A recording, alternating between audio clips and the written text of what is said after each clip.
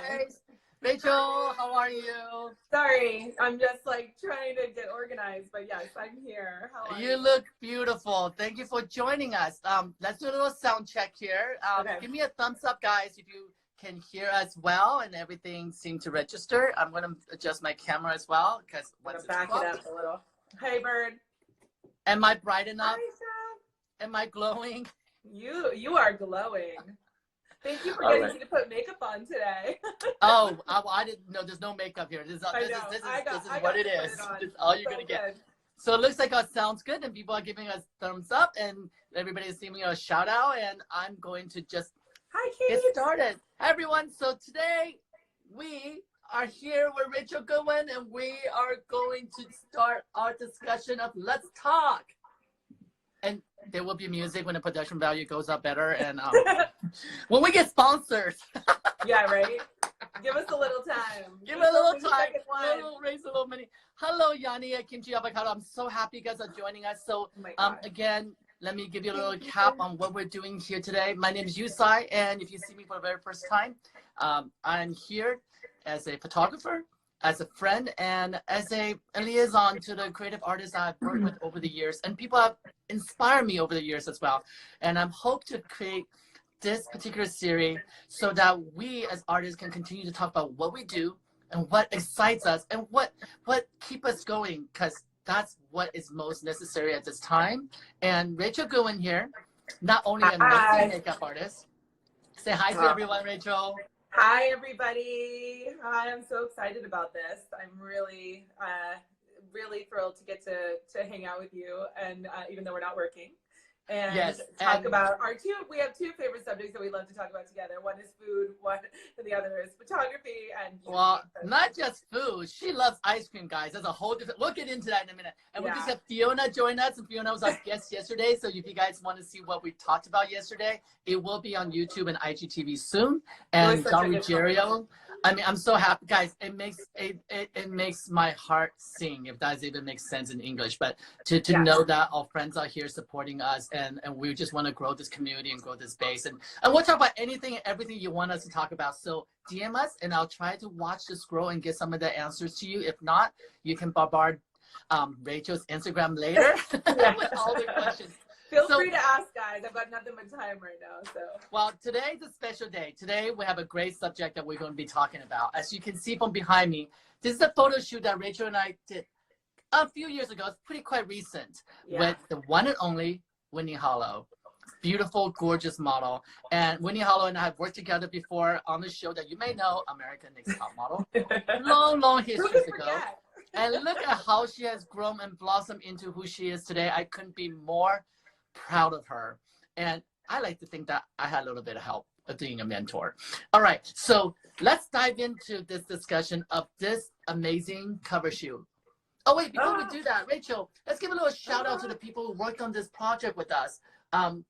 Amazing stylist friend from Harpers Bazaar Singapore, Winnie, has flew all the way in from Singapore that day to work with us.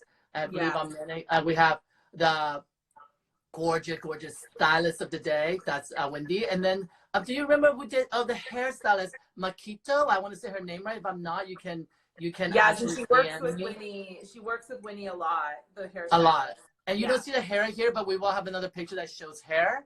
And the manicures, I would like to say, I don't remember the manicures name. If you remember it, just chime in. If you have a call sheet, anybody on the crew that's looking at it with a call sheet, just DM in. I am so sorry. You only work with a very limited amount of people, so I feel like we couldn't kind of narrow it down. But yes. Well, do me a favor. Let's walk everybody through the day. How did it start, and what were your feelings that day when you stepped on set with me?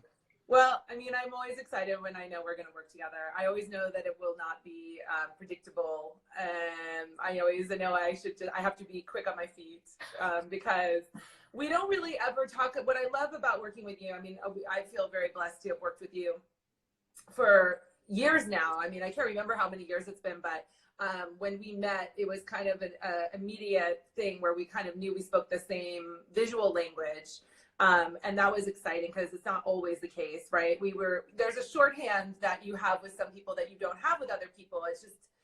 it just is the way it is. We can't explain these things, right? You know, that's just Well, it was such a. Let's talk about our first time meeting since we're gonna go there. Wait, hold on 1 second. I just found that I have the manicurist's name here. Erin Moffett, Moffett. You can look her up on Instagram if you like. Sorry, Erin, if you're watching that, I missed your name. I really apologize. Okay, it's my second episode, and we will work on that on getting all the information as much as possible. Yeah. Oh, thank you, Louie. Just give it Erin Moffett. Thank you, guys. This is why I actually, just so you know, I have converted my godson's Lego room into this video production room, and I am here by myself, but virtually I have amazing support team still from my team at 88 Phases. I have a sound technician watching. I have my producer Trevor, who are making the phone calls to make this possible. So yes, it might seem like just one click away from a live, but we actually try to prepare these talks for you guys in the most productive way. What I think is hilarious is that you're surrounded by Legos and I am also surrounded by Legos. I'm in my children's playroom, locked away for a minute. So you know what? We're giving you this creative chat, both of us surrounded by Legos. Well, I think what's really important is that in a conversation about beauty and fashion, that what people see on the red carpet, what people see when people appear in their appearance, what they don't see is the mom that has 2 kids, the dad who has 5 kids, showing up doing hair, doing makeup, and when they go home, they are just like all of us, and some better than us. And I learned that this week that I have my godson for a week, Michael, and you guys know Michael if you've been watching and following my Instagram. I have him part-time. I have the luxury of having him part-time, and thank you to his mom to share him with me.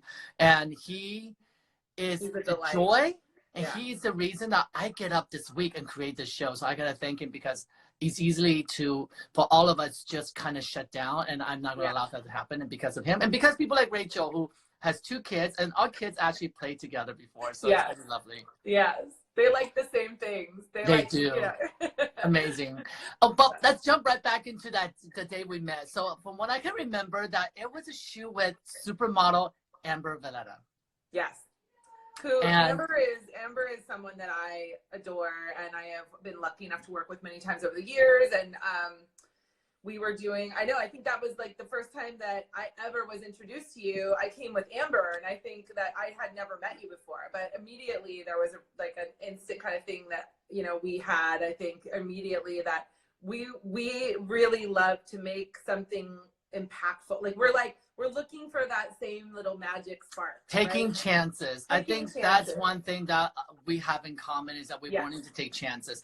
Well, I do have to say, and I don't know, I was incredibly nervous that day. You were? I was, because Amber is an icon. When I opened Peter Limbert's book, when I opened these iconic Stephen Meisel's photography from back in the days, or now Vogue, and she was still gracing Vogue on every cover. I know she was in transition to become an actress, and was with Jackie Chan the movie. I remember she was doing that. Right. And for me, I was nervous, not in a hectic way, but nervous in a way of presence of somebody who actually know more than me. And I was prepared to learn. And that's the same way when I show up on set with somebody like Rachel back then. I was relatively new in the industry at that time, and Rachel already has the many amazing, stunning faces. So I was nervous, and I'm glad that it didn't really show. It didn't show. I mean, I feel like, you know, again, I think creative people tend, you know, they say, you know, I don't know what it says about me, like, but, you know, like energy, right? So they say that you attract like energy. I mean, I think you are way more, I feel like you are a Renaissance man. I don't know if a lot of people know this about you. But you do a lot of things, and you are not sort of just, you know, you're very fluid. And I think what I responded to you without even knowing that day, because we didn't get to know each other that well that day, but I think what I responded to in you, and what I have always related to you on, is that we are both very fluid in our approach. Like, our creativity isn't limited to just what we're doing at that moment, although we bring everything to the table, whatever we're doing. But well, I think, you know, I agree, and I'll chime in on this, is that because I'll tell you what I learned that day the most, and we'll jump back into Winnieharlow here, is that when I heard I got asked to shoot Amber Valletta, and we'll pop up a picture of Amber when we're on YouTube, so you can see what she looks like. For those of you guys who are not in the era of the 80s and 90s, we are. So She's an icon. She is still walking. Still an icon. So when I heard I want to shoot her, what I did was I almost over researched. I over researched what she's able and capable to do. She can be a mannequin. She can be sexy. She can be uber hard. She could be soft. And I researched so much, I've forgotten one thing, and that is how to capture Amber as Amber. And that she was very particularly important to capture Amber because she was not representing herself just as a model. She was an actress. And that's something that I hope you guys, I'll try to elaborate a little, and Rachel can give you this note as well as a good advice to remember that when you show up on set, you have to gauge the subject matter and what their purpose and why they're there. Some days that you show up for models and their job is just to make sure that hair looks amazing or make sure that shirt looks amazing.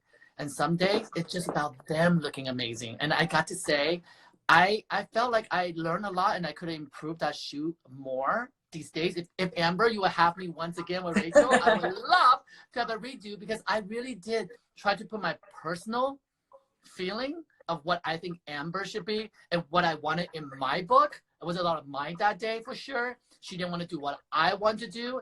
And what a lesson to learn. And our good friend, Nicole Perna, who was a publicist and who actually, there was a side note and shout out to her that she got me to start shooting celebrities when everybody was not into shooting celebrities. Photographers are not supposed to shoot celebrities.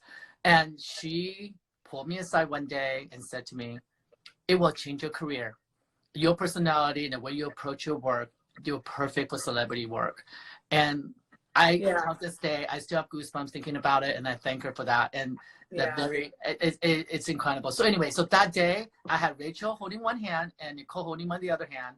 So I was able to make it through that day. So that was years ago. By the time I show up on this shoot, I was ready. You were a different guy by then. Were you ready for this shoot? I love this shoot so much. I think this cover, I think the reason why I picked it, I mean, we've done so many covers together. I feel, you know, again, when we get to work together, I always know we're going to create something impactful or something, you know, an image that I'll want to look at years from now. But I walk us through the day. Walk us through your approach and what were you thinking when you met her, when you met Winnie for the first time?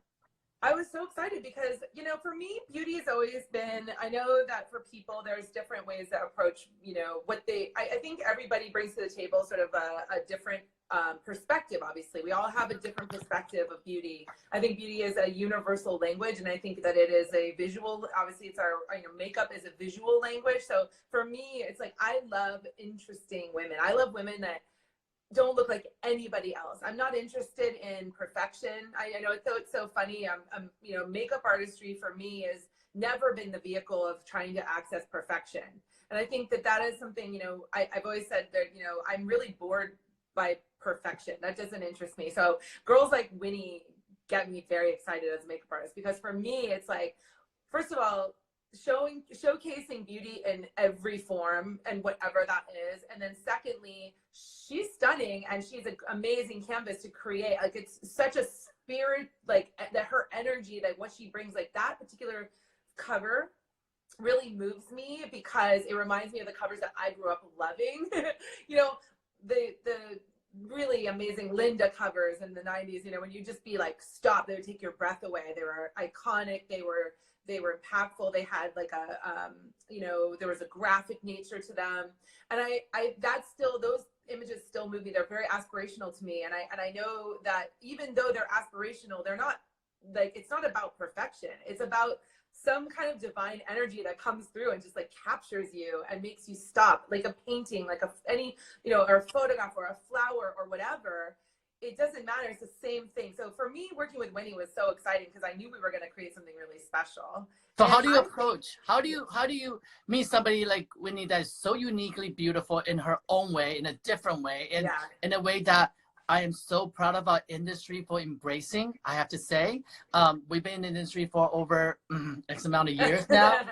We've been through the process knowing that curvy girls were not welcome at one time. Paris only had people who are super skinny, and 14-year-olds were walking the runway that no longer is actually the norm.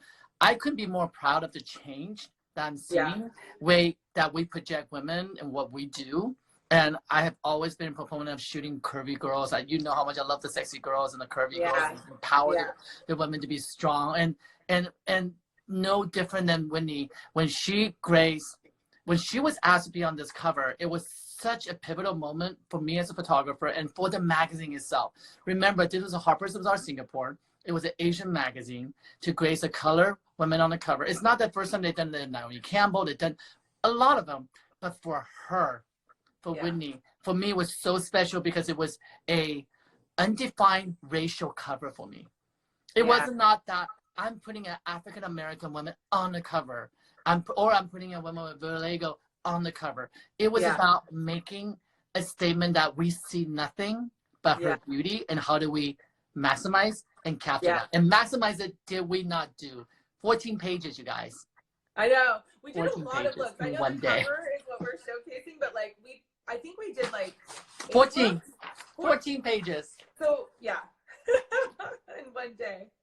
In one day. And you know what? Will you give it just, I'm pulling up images, so I'm not gone, guys. Yes. I would just like you to talk about a bit of how you approach that makeup. So for me, it was about expression here. It was not about trying to create something that like was going to be, again, I wanted to celebrate her, and I think the word of the day that day really for me with every makeup we did and every look we did was like a celebration. It wasn't about, trying to change her or anything. It was like amplifying, almost like bringing out even more of the amazing kind of like uniqueness of her. Well, here's a question for you that I'm interested in what you think. I'm a graphic designer by training. That's where my background of art comes from. When you see Winnie, what I see is amazing tapestry of landscape, of patterns and light and dark. So as a makeup artist, when you see this face, do you find it challenging to create a shape that would work for already shapes on her face? Interesting. I mean, to be honest, no, because I wasn't looking at it in that perspective. I really just was like looking at her. I was looking at the shape of her eyes. I was looking at her lips. I was looking at the length of her neck. I mean, she's so like elegant, and I love the way that she's able to move and what she brings to the photo. It's kind of like I didn't even think about that. That wasn't even in my That's very interesting. Yeah. For me, it was really like, okay, first of all, I come to any shoot that I do with you with a playful energy. I never come to it with like I'm very fluid in the way I approach makeup in general. Like I'm very nimble. I think you can attest to that, right? I don't hold on to anything. I don't bring ego with me. I don't approach anything. I'm very much about what is the right moment, what is the right choice for the image. So I can echo that. A lot of makeup artists sometimes, different artists, I shouldn't just say makeup artists. Some will just do what necessary needs to be done, and you as a photographer are happy, and they're happy to receive back. And I can attest to this, that Rachel never just sits back. In fact, she's the reason we're able to do 14 looks in one day, because she kept on pushing and pushing, because she was so inspired by her. And that somebody just asked a question like, how do you stay in this industry, be inspired all the time, and continue to work on something that you don't get bored?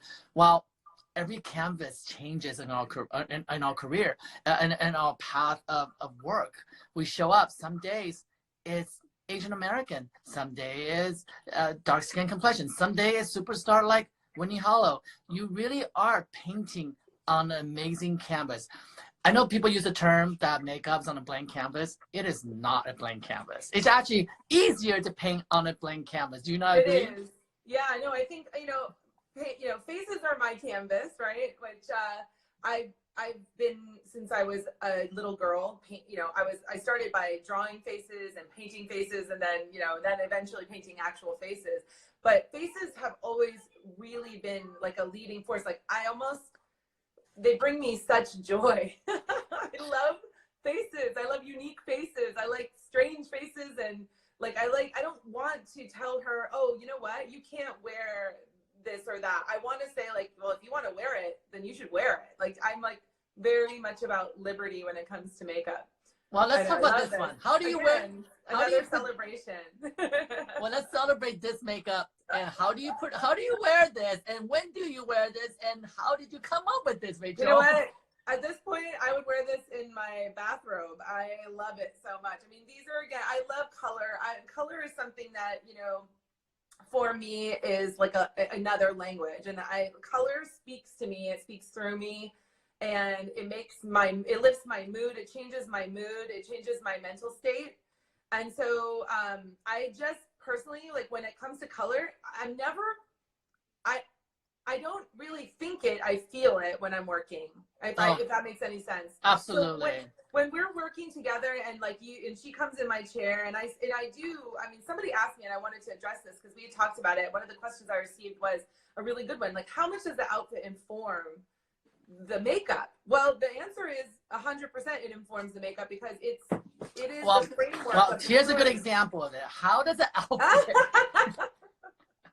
One of my favorite images of all time that we've ever done, I think. This one. I love it so much. All right. So one of the things that I want to touch on is color. And I actually, a lot of people didn't know, I actually taught color theory at Art Center Pasadena. You did? I didn't know that. Another photography. Yeah, one of the many things I love to do. So color definitely influenced me. I was trained as an illustrator. And here's a little background for you guys who don't know is that I got accepted at Art Center Pasadena actually as a painter. And I was the worst painter you will ever meet. I have never, ever painted before that school. I submitted my portfolio as a journal I kept as a biologist in Africa. That journal was natural illustration I was keeping in a graphic illustration journal. And anyways, long story short, I got accepted. A year later, they came to me and said, either you change your major to graphic design, advertising, or communication, or we're dropping your scholarship because you suck.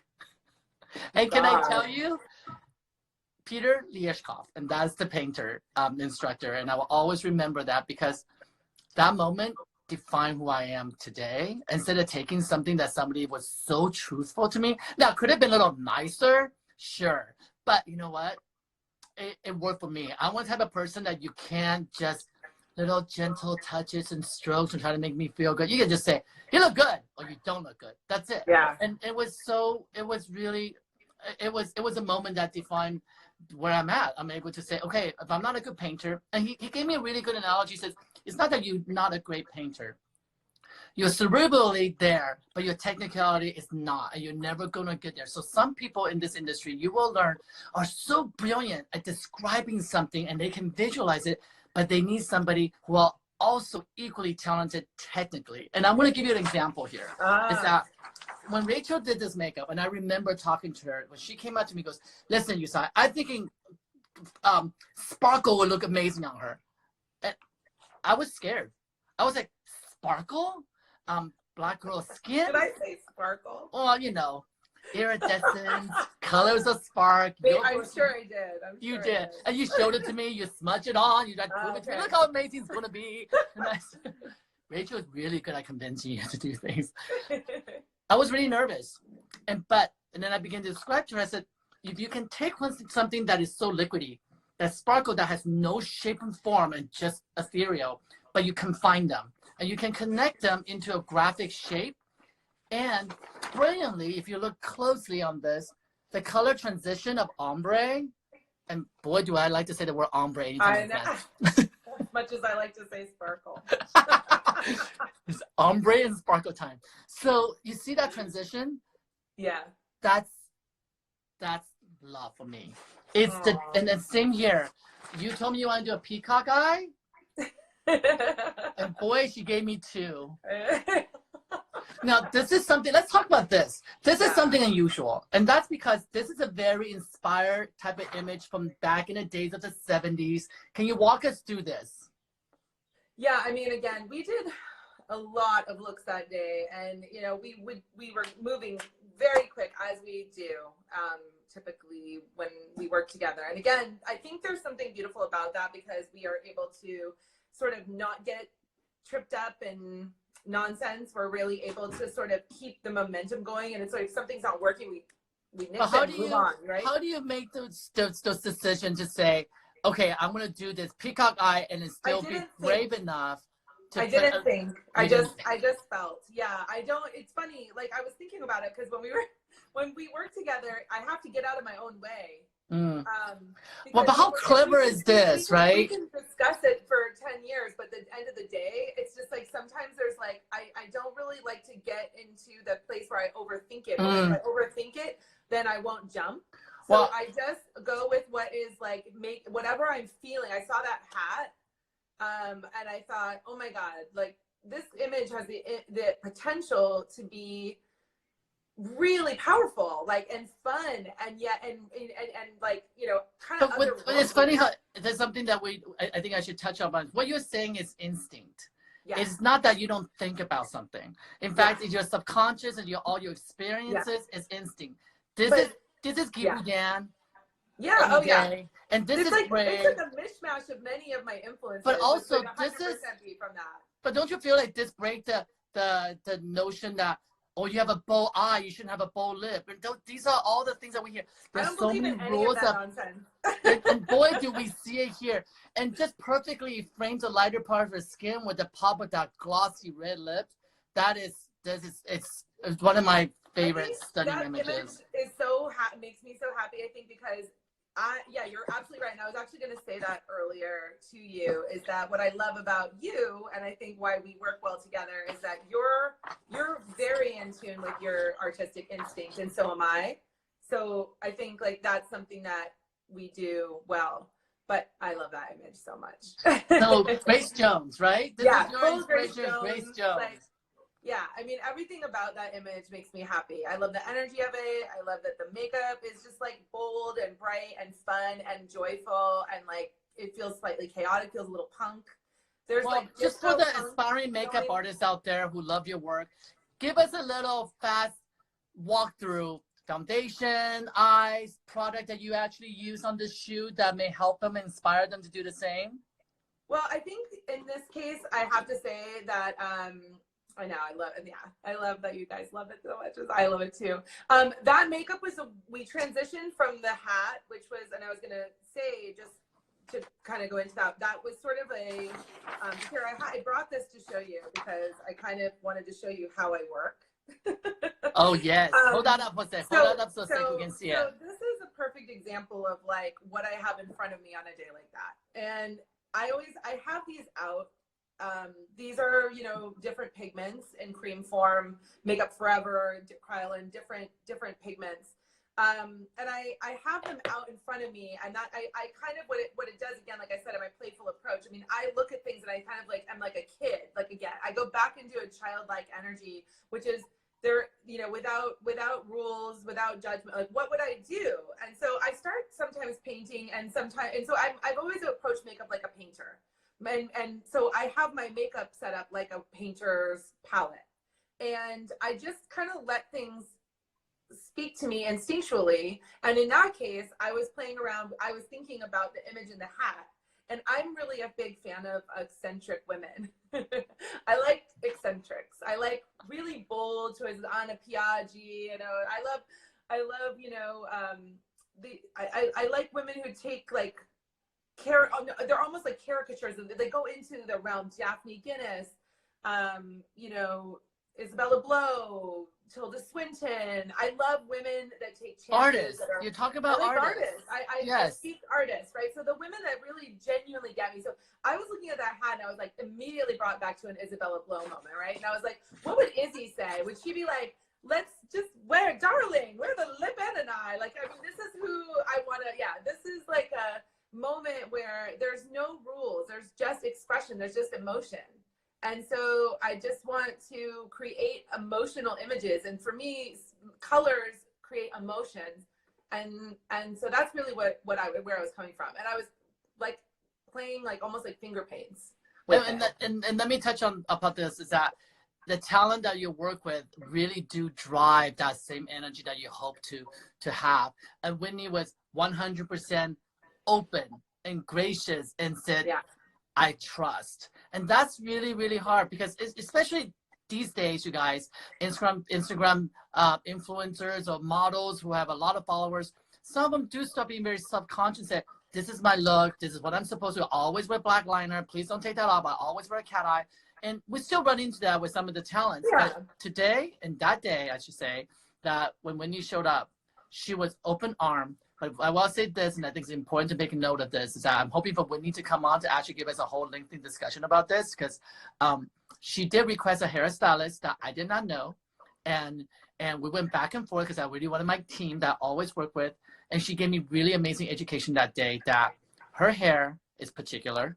Her hair is African-American hair. And she would like an African-American hairstylist who understands her hair. Not just any, but someone she had worked with and trust. And I gotta say, when I went on her Instagram, I was a bit trepidatious. I was like, wow, she does salon, she done Winnie, she looks good on red carpet, but can she do editorial at a Harpers Bazaar level? Because there is a factor that we have to think about the context of the work that we're creating. Yeah. But when she showed up, she delivered beyond. So Winnie, thank you for the education, and thank you for forcing me and pushing me to take chances. And I'm hope that you will come on and give us hair education. But boy, do we need it in the role of what we do. We do. Yeah, we all need to sort of be shaken up sometimes out of our comfort zones and to learn new things. And I think that, you know, that's what, if you continue to evolve and grow as an artist, this is where things get really good. It's that hair. Yeah. Look at this. You guys, I have chills looking at this image. Yeah. Because that smile, can I tell you that smile? I till this day, I always say that's the most genuine smile I have seen her. Right? We all can, and for me, because I know that moment when that hair got done, it was, I told you so. Yeah. And you know what? And she did tell me so. And hi, Julie, my friend Julie from New York, saying hi to all of us. We love Julie. The manicures I work with a lot in New York. Thank you for joining us. But back to this, that when you can make your talent feel comfortable, when you can make your talent feel empowered, be part of the incredible process of what we do. And I think Rachel and I had this conversation earlier today. I asked her, what's one thing that's most important to you? And what did you say? Oh God. Collaboration. Yes. I was loving the conversation yesterday because Fiona and I have been friends since we were very young. We grew up in the same part of Northern California. And we've been on this trajectory, and I was listening to her and I was thinking about what she was saying, and it was so important to me too to express, like I've always said to people when I've been asked, is like being on a team, like being a part of creating images like this is really like being in a band. So I love that. It's like being in a band. So it's like if you're on, you know, lead guitar and I'm on bass and the hairdresser's on drums and whatever, it's a collaborative process. And if we're all not bringing everything to it, and with humility and knowing like how to make the other one shine and when and how and what moment is the right moment to back off and let the other person take the lead, it's really important to remember that we are not there to just like be about ourselves. Like we are about what is the right choice for this image. And if that means being the person who steps back a little bit, then if it's the best thing for the image, that is what you do. And the collaboration is emotional intelligence. It's but not that's a quality that not everybody in our industry have. No. And it takes a balance for sure. Some days it's not about you, and that's but it is. What are you talking about? I mean? Well, you know what I mean. It's about you, but it's about you being the quiet voice in the back, maybe on support. You know, so you're in the background singing. Maybe someday you're on lead guitar, but regardless, you have to know the emotional intelligence component comes in hugely in the collaboration, and I think that's why you find teams that you work well together with. You have a shorthand. You create because you really understand each other. There's no ego involved. It's a lot of humility involved. And I know some of the questions are asking about actual process and how to do this. And you guys can actually DM Rachel. Maybe she'll go on live and she can actually do it on her own, a face demo, maybe on her. Oh, she has boys, she has girls. Maybe on my son. Maybe he'll let me. Hey, David Bowie, all the way. Do it. Yeah. I would love that. But yes, any of the technical questions that you guys have, any of the tutorial type of questions you may have, please address it on the DM or just text her on her feed. One of the things that we will do is that we on the actual YouTube video, when we put this together, we'll put some of the products she recommends on the split screen so you guys can see some of the products she did use. I know how much you guys like tutorials, but our format here is really talking about inspiration and what drove us to be the artists that we are today. And we'll share the products as well for those who want to take the opportunity to try. One of the most lovely thing I love about Rachel, and I love what you do, is that you two do not stay in one place. I remember a couple years ago, you told me, I want to open a soft serve ice cream shop. And because I love all the colors of things goes on the ice cream. And I don't know if the actual what inspired you, but then the ice cream museum popped up. And I thought of you the whole entire time. And in the back of my mind, I thought of you, and I don't know, maybe I has telepathically transferred it to you. You started this makeup museum as well. Yes. So that's the most exciting thing right now. I mean, we are, our trajectory might be a little different now, but we are still planning on creating this space and creating this experience. And I am so excited to be partner and co-founder of the first ever makeup museum. So there's going to be a place where people can come and experience makeup, and so, you know, whether it's the history aspect and innovation and creation and inspiration factors that surround the beauty industry. And our first exhibition is called the Pink Jungle, and it's going to be shocker. And it's going to be about it's going to take place around 1950s America. So it's really going to be tailored to that particular decade. I think we are very much in a place, and you know, in the beauty industry where it has exploded to the point similarly as it had in the 1950s. And so we kind of wanted to showcase that and show how different things are, but still kind of the same. And so I'm really excited to get to open the museum. It was supposed to open May 1st, but maybe a little bit later, but it will be there. And I'm so thrilled. This is like the most exciting endeavor that I've ever been a part of. There will be a hands-on experience as well, application as well. Actually, would the people be able to, kind of like a tide pool, they can play with the sea stars, they can play with makeup? You know, not exactly. It's really going to be a place where people can come and be completely immersed in. So education. It's more educational. I mean, there will be actually, you know, experiential stuff going on. There's definitely going to be creative and exciting things that you get to do. I think that might have to shift a little bit now, but we're figuring all that out. But we really want to immerse you in the era and give you a full feel of from a beauty perspective, culturally, how it felt, product-wise, how it felt, and for women and for people being sold to what it felt like. So we want you to like kind of go back in time a little bit and understand the trajectory of our relationship with beauty and makeup and iconic, you know, imagery, all of those things. And so many of the things that we still hold on to today as being like very iconic come from the 50s. Now, so especially in the with this museum, migrate? Would it go from city to city? Would the theme change, and we would be able to experience the 60s and the 70s as well? Well, I mean, I don't know if we're always going to approach it from an era standpoint, but this particular first exhibition is definitely about the 1950s, and it will hopefully, it's in New York, so it's going to be in the Meatpacking District in New York, and it's actually, ironically enough, which is so, I love you so much for the things that you think about, but he knows my obsession with ice cream, so. But it's in the exact location of the original ice cream museum. Oh my gosh! See, yeah, I get chills. Yeah, how great. We did not. I don't think it's a mistake. I don't think it's a mistake because it really was the impetus of the concept of. Again, it's not going to be the ice cream museum in the same way. It's going to be different. There's definitely going to be a little bit more of a. little bit more, no, I don't want to say seriousness, but I definitely think we're going to come at it from a more, you know, traditional museum standpoint in the sense that we want to educate and inspire and celebrate, and really you're honoring that period. I think it's a little different. I'm sure there's going to be lots of Instagrammable locations and areas, but what I love about this is that the idea is that you are truly educating. And one of the things that Fiona touched upon yesterday so much was that how much education really helped her to become the makeup artist that she is here today. So, and I'm hearing the same from you, and you guys grew up together, so you probably have seen the same water. So, and that is so true. And it works in different areas. And one of the things that for you guys who are inspiring to be photographers or makeup or hair, this is what I always tell people. This is my own idea of inspiration is that if you want to be a photographer, spend some time to be an architect. You want to be a makeup artist, spend time to be a gardener. and you want to be a hairstylist, spend some time to be a graphic designer.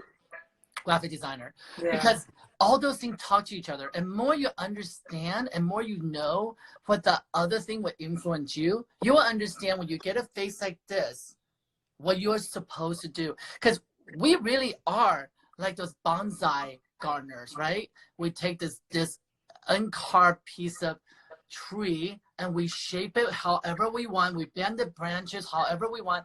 And then it's not done. Then the photographer turns it and pivot and find the perfect angle. And this is a really, really good example for you guys to remember. There are days, and I call Rachel the dirty, nasty makeup artist. God! And I mean by when she's done working on, she's dirty with makeup all over, testing everything. She's constantly coming up to me going, what about this one? What about that one? And then, next thing you know, they become this, they become this. They translate from her hand, soul, to the face.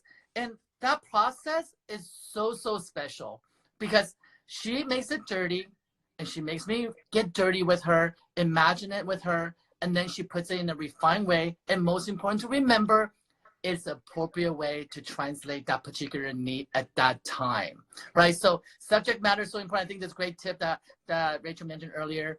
Know your subject matter. Absolutely. Collaboration. What other tip can you give us? I think that there is a really important part of being,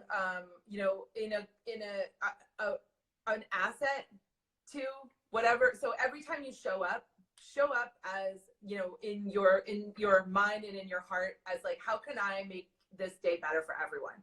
How can I be an asset? Like, I think I come every time. I feel very lucky to get to do what I love for a living. This has like been the biggest gift of my life, to work with other creative people. But I'm the kind of person like I need other people. Like I can't do this alone.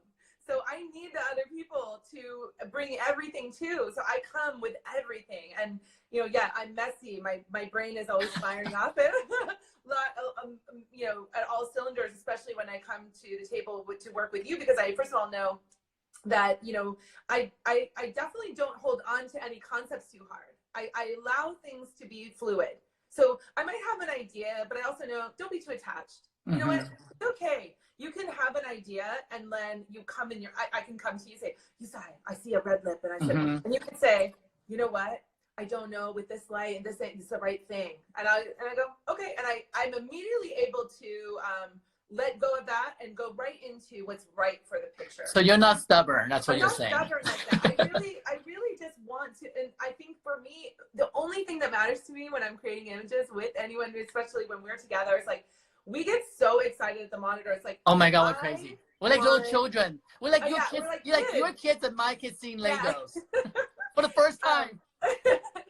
That if we get like excited, like if there's emotion, like if there's like when we go, oh my God, or whatever, like that when we have that moment, I know other people are gonna have that moment because somebody just chimed in and said, "Stay open to the process," and you're absolutely right, and that's what we're saying. It really receiving that process, but. Every artist are very different. There are artists that are more open and there are artists that are more quiet, and each one of them bring different type of energy and I think just know what you bring. Yeah, know what you bring and be okay with that. You're not going to be for everyone. You're going to be for who you're for. Thank God I'm for you. But like, they're not going to be for everyone, and that's okay because Rachel, just about everyone loves you. I don't know anybody who doesn't. But what's interesting is this: that what you're saying is that you love being there and feel and do. So what do you do now to keep that energy? Other than having this platform, be able to share some of the stories, what do you do now? Because everybody's asking me, that's the number one question. What do you do now when you don't get to touch other people's faces? Well, I'm so grateful that I get to talk to you about this because, again, I know that this is just a blip. We'll be on the other side of this. And when we are, art will always be important. And creatives are they're the lifeblood of our culture. Creativity is, the most important energy that we can bring, love and creativity. So if we can give each other that right now, and positivity, give us that, and positivity, we're going to continue to give that in the future. For me, what I'm doing right now, I'm cooking for my family. I'm I'm spending time playing Hangman and Candyland and Monopoly and laying on the grass in the sun when we can and just getting sun on our skin and petting and laughing at our cats and eating together. And in the meantime, this is what I love about you. And I don't know if a lot of, I mean, maybe people do now because you love to cook and you love to take pictures and you love, you know, you're like a literal Renaissance man. Okay. So here's what you said earlier, and I will just echo again, is that creative people are creative people. It doesn't matter. We are, right? Okay, so when I work with you on a shoot, I get to be a makeup artist. I get to paint on people's faces, and that is something I adore.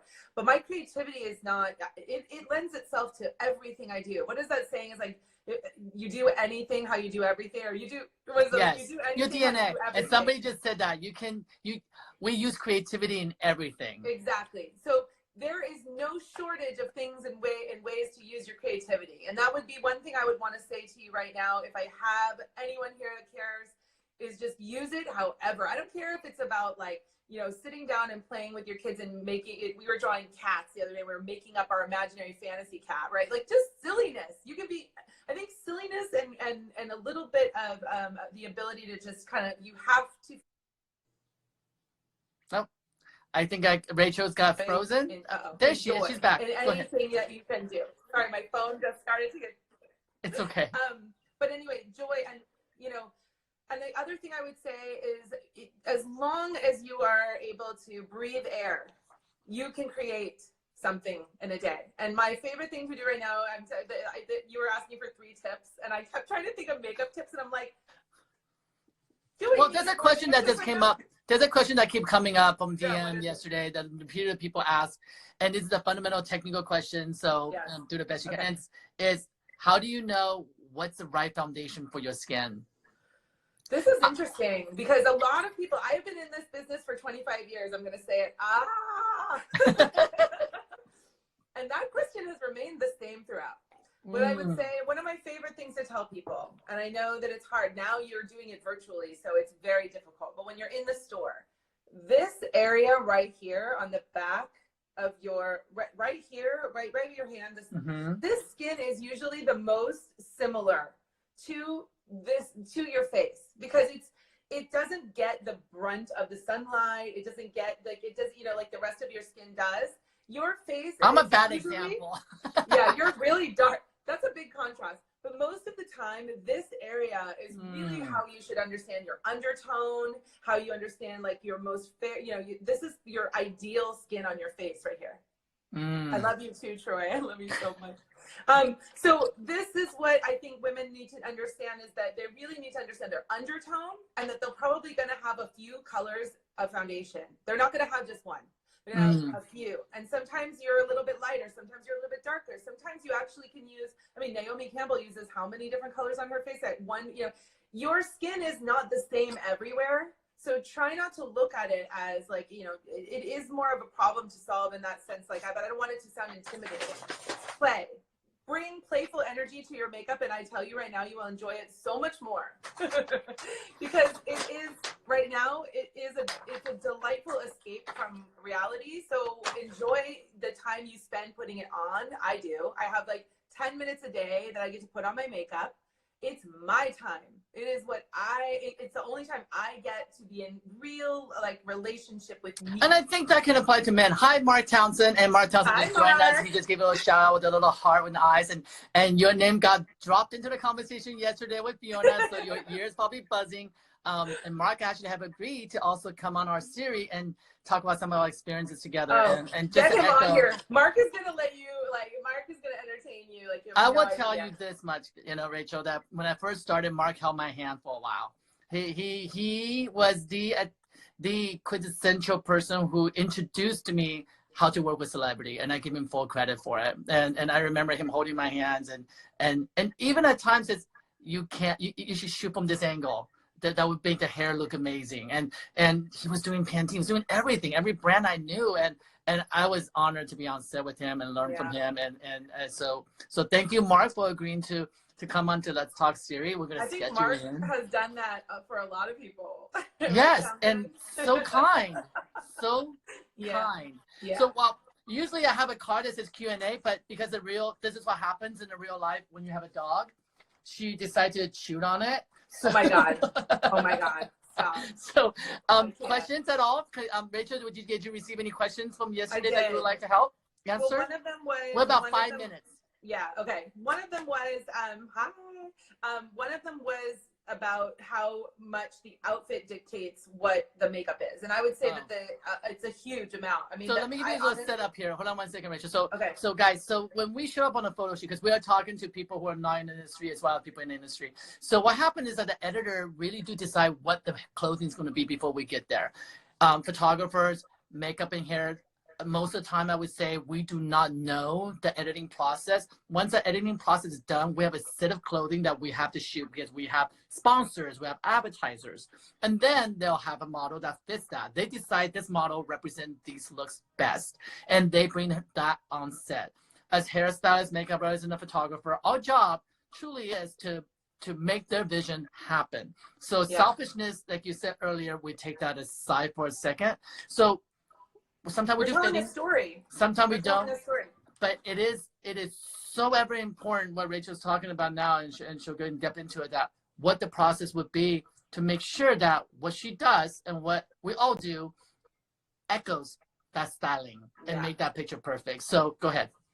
Yeah, I think it's really important to understand that, you know, we are sort of channeling, and we're telling a story. We're we're finding a thread, we're finding the narrative, and that's our job. It's like we come in, we see the clothes, we see the story, we see where the thread is, we find it, and then throughout the day, we're trying to it gives us the framework for the art that we're creating.